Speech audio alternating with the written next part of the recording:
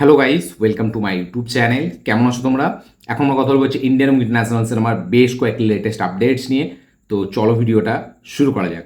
তার আগে সবাইকে জানিয়ে দিই অ্যাডভান্স ঈদ মোবারক। ঈদের অনেক অনেক প্রীতি, শুভেচ্ছা, অভিনন্দন সবাইকে আমি জানিয়ে দিচ্ছি ঈদ মোবারক। সবাই খুব ভালো করে ঈদ কাটান, ফ্যামিলির সাথে এনজয় করুন, খুব দারুণ কিছু মুহূর্ত সেলিব্রেট করুন এবং ঈদটাকে খুব আনন্দের একটা দিন বানিয়ে দিন আপনারা। তো আমি আপনাদেরকে এটাই বলতে চাই এবং খুব অনেক অনেক ভালোভাবে ঈদটা কাটান, খুব সুখে থাকুন, খুব শান্তিতে থাকুন ঈদের দিনটা বিশেষ করে, এবং অনেক মজা করুন। তো ঈদের অভিনন্দন সবাইকে আমি অ্যাডভান্সে জানিয়ে দিচ্ছি, ঠিক আছে? তো চলো এবার ভিডিওর দিকে যাওয়া যাক।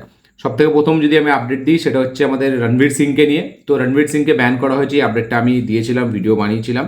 তো তারপরে এটা পুরো সোশ্যাল মিডিয়া জুড়ে পুরো পপুলার হয়ে গেছিলো খবরটা যে রণবীরকে ব্যান করা হয়েছে।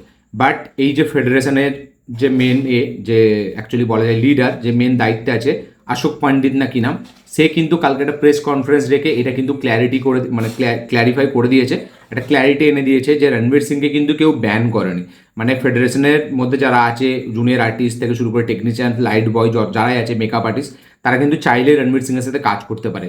ব্যান তাকে কেউ করেনি, এটা পুরোপুরি মিডিয়ার তরফ থেকে ছড়ানো হয়েছে, কোনো ব্যান কিন্তু হয়নি। যদি কেউ চায় ফেডারেশনের ফেডারেশনের মধ্যে যদি কেউ চায় যে রণবীর সাথে কাজ করবে, সে করতে পারে। যদি কেউ চাইবে না, করবে না, তো সে করবে না। এটা পুরোপুরি তাদের উপরে ছেড়ে দেওয়া হয়েছে, এটা কিন্তু অফিসিয়ালি কোনো এর তরফ থেকে কিন্তু ব্যান করা হয়নি।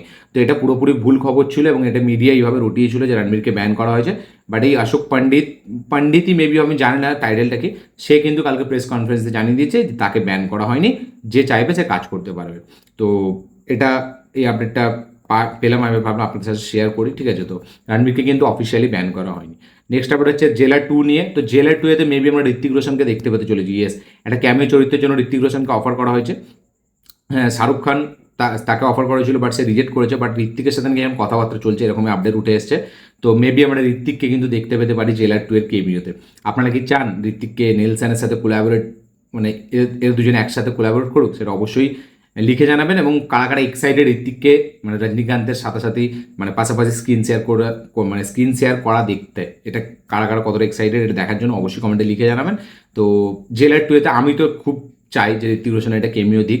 আপনাদের কি বক্তব্য অবশ্যই লিখে জানাবেন। তো শাহরুখের পর ঋত্বিকের নাম উঠে আসছে জেলার 2 এর কেমিওর জন্য। নেক্সট আপডেট হচ্ছে প্রভাসকে নিয়ে।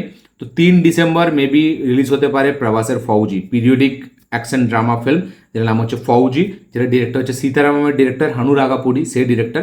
তো এই সিনেমাটার শুটিং আর 10 দিনের মাত্র শুটিং বাকি, ঠিক আছে? তো সেইটা হলেই পুরোপুরি সিনেমার শুটিং র্যাপ আপ হয়ে যাবে। 3 ডিসেম্বর টার্গেট করছে মেকার্সরা, ইয়েস। বাট আমার মনে হয় না এই সিনেমাটা 3 ডিসেম্বর রিলিজ হবে, যেহেতু সিনেমাটা প্যাট্রিয়টিক, মানে এটা সিনেমা, ঠিক আছে, এবং মানে দেশের ওপর। তো যার কারণে আমার মনে হয় এটা রিপাবলিক ডেতেই মানে রিলিজটা হবে। ওটা যতই ওরা বলুক, ওরা রিপাবলিক ডেতেই রিলিজ করবে ফিল্মটাকে। তো ফৌজি মেবি 3 ডিসেম্বর তারা বলছে, আপডেট উঠে এসছে, বাট আমার মনে হয় এটা জানুয়ারি মাসে শিফট হয়ে যাবে। আপনারা কত এক্সাইটেড ফৌজি নিয়ে অবশ্যই লিখে জানাবেন। নেক্সট আপডেট হচ্ছে আমাদের একে নিয়ে। আমাদের বাংলার একটি ফিল্ম যেটার নাম হচ্ছে একাডেমিক অফ ফাইন আর্টস। তো এই সিনেমাটা আমি দেখিনি, বাট সিনেমাটা নিয়ে প্রচুর কথা হয়েছে, ঠিক আছে? তো এটা একটা কাইন্ড অফ পাল্প ফিকশন টাইপের একটা ফিল্ম। তো এই ফিল্মটা অনেকবার রিলিজ হয়েছে, 2-3 বার, বাট আমি ফিল্মটাকে একবারও দেখিনি। বাট এই সিনেমাটা সিরিজ হিসাবে আসছে 29 তারিখ G5, yes. Academic of fine arts, এইটা একটা সিরিজ আসছে 29 তারিখ G5-এ, 29শে মে এটা কিন্তু রিলিজ হতে চলেছে, ইয়েস। তো আর 2 দিন বাকি রিলিজ হতে। তো যারা যারা দেখেনি দেখলাম, আমিও দেখবো। দেখা যায়, আমি তো দেখার জন্য খুব এক্সাইটেড। ফিল্মটা আমি দেখিনি, আমি সিরিজটা দেখার জন্য এক্সাইটেড। আপনারা কত এক্সাইটেড অবশ্যই লিখে জানাবেন। কারা কারা ফিল্মটা থিয়েটারে দেখেছেন অবশ্যই লিখে জানাবেন। নেক্সট আপডেট হচ্ছে আলিয়া ভাটের একে নিয়ে, আলফাকে নিয়ে। তো আলিয়া ভাটের আলফা সিনেমায় কিন্তু আলিয়া ভাটকে কিন্তু আমরা একটা অ্যাসাসিয়ানের চরিত্রে দেখতে পেতে চলেছি, ইয়েস। একজন অ্যাসাসিয়ান, যে একজন মানে শুধু মানুষ মারতেই তাকে ট্রেন করা হয়েছে, মানুষ মারার জন্য। তো সেরকম একটা ডেডলি রোল কিন্তু সে প্লে করবে, একজন অ্যাসাসিয়ানের রোল এখানে প্লে করতে চলেছে। কোনো স্পাই রোল সে প্লে করবে না, মানে আলফাতে আলিয়া ভাট কিন্তু কোনো স্পাই হবে না, সে একটা অ্যাসাসিয়ান হবে যে শুধু মানুষ মারতে জানে। এবার তার কোনো ব্যাক স্টোরি মেবি থাকবে অ্যাজ এ স্পাই, যেরকম আমরা জুনিয়র এনটিআরের এই সিনেমাটা ওয়ার্ড 2 এতেও দেখেছিলাম। তো সেরকমই মেবি কিছু কনসেপ্ট হতে চলেছে। বাট এখানে কিন্তু আলিয়া ভাটকে পুরোপুরি প্রথম থেকে স্পাই দেখানো হবে না। তো আলিয়া ভাট একজন অ্যাসিস্ট্যান্টের চরিত্র প্লে করবে এবং সে কিন্তু শুধু মানুষ খুন করার জন্য তাকে ট্রেন করা হবে।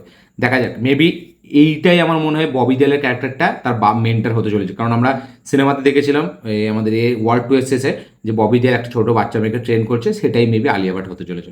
তো এর মেন্টার মেবি ববি দেওয়ালে হবে। বাট একটা টাইমের পর মেবি আলিয়া ভাট ববি দেওয়ালের বিরুদ্ধে হয়ে যাবে। তো এরকমই খুব জানা জানা কনসেপ্ট আমার মনে হচ্ছে। আপনাদের কি বক্তব্য অবশ্যই লিখে জানাবেন। নেক্সট আপডেট হচ্ছে আমাদের একে নিয়ে, মাহেশ বাবুকে নিয়ে। তো মাহেশ বাবু এবং প্রশান্ত নীলের একটা ফিল্ম আসতে পারে, এরকমই বাজ উঠে আসছে। প্রশান্ত নীল মাহেশ বাবু কম্বো লোডিং, ইয়েস, এরকমই আপডেট উঠে আসছে। মেবি হয়তো পরবর্তীকালে আমরা প্রশান্ত নীলকে মহেশ বাবুর সাথে কোলাবোরেট করতে দেখতে পেতে চলেছি। আপনারা কারা কারা চান এই কোলাবোরেটটা অবশ্যই কমেন্টে লিখে জানাবেন। নেক্সট আপডেট হচ্ছে আমাদের এখানে প্রদীপ রঙ্গনাথনকে নিয়ে। তো প্রদীপ রঙ্গনাথন এটা উমেন সেন্ট্রিক সিনেমা সে প্রডিউস করবে, যাতে লিড চরিত্রে থাকবে কিন্তু মামিতা বাইজু। ইয়েস, মামিতা বাইজু যে প্রদীপের সাথে এর আগে ডুড বলে সিনেমাটা বানিয়েছে, জানানায়কানে যে আছে মামিতা বাইজু, প্রেমালু সিনেমার যে মেন নায়িকা মামিতা বাইজু, ধনুষের সাথে কারা যে সিনেমাটা বানালো মামিতা বাইজু, সেই মামিতা বাইজু সে মেন লিড চরিত্রে থাকবে, যে সিনেমাটাকে প্রডিউস করবে প্রদীপ রঙ্গনাথন। ইয়েস, ডুড, ড্রাগন, আমাদের এই সিনেমাটার নামটা ভুলে যাচ্ছি, লাভ টুডের হিরো প্রদীপ রঙ্গনাথন, যে রিসেন্টলি লাইফ বলে সিনেমাটা বানালো লাভ ইন্স্যুরেন্স কোম্পানি, সেই হিরোটা। তো তার প্রডিউস করা সিনেমা নারী কেন্দ্রিক সিনেমা হতে চলেছে, যাতে লিড চলতে থাকবে মমিতা বাইজু। আপনাদের কি বক্তব্য অবশ্যই লিখে জানাবেন। নেক্সট আপডেট হচ্ছে আমাদের একে নিয়ে, স্বপ্নে ভার্সেস এভরিওয়ানের যে ডিরেক্টর, আমাদের নাম হচ্ছে অম্বরীশ বর্মা।